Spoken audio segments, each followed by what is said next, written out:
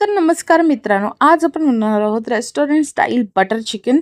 आणि त्यासाठी मी इकडे घेतलेलं आहे पहिले चिकन. त्यामध्ये बेसिक मसाले टाकले आहेत, तिखट, हळद, गरम मसाला, धना पावडर, दही आणि तेल.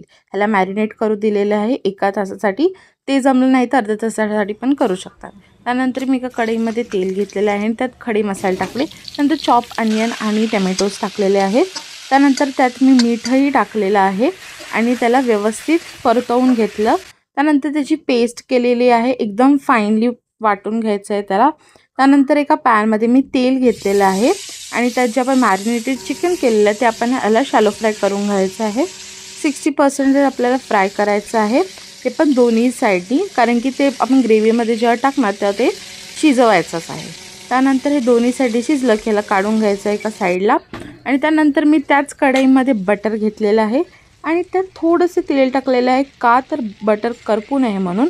त्यानंतर मी इकडे जिंजर गार्लिक पेस्ट टाकलेली आहे, तिला व्यवस्थित म्हणजे भाजून घ्यायचं आहे. त्यानंतर मग मी त्यात पेस्ट टाकलेली जी आपण बनवलेली अनियन्स आणि टमॅटोची, ती चांगली शिजली की त्यानंतरच आपल्याला पाणी टाकायचं आहे. आणि त्यानंतर मग त्यात मसाले टाकले, तिखट, हळद, गरम मसाला, धना पावडर आणि ह्याला मिक्स करून घ्यायचं आहे.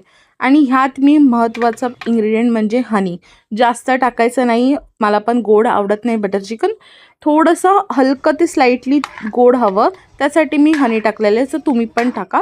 त्यानंतर चिकन टाकलं आणि नंतर फ्रेश क्रीम पण टाकायची, सो दॅट ते बटरी आणि क्रीमी फ्लेवर देतो आपल्या चिकनला.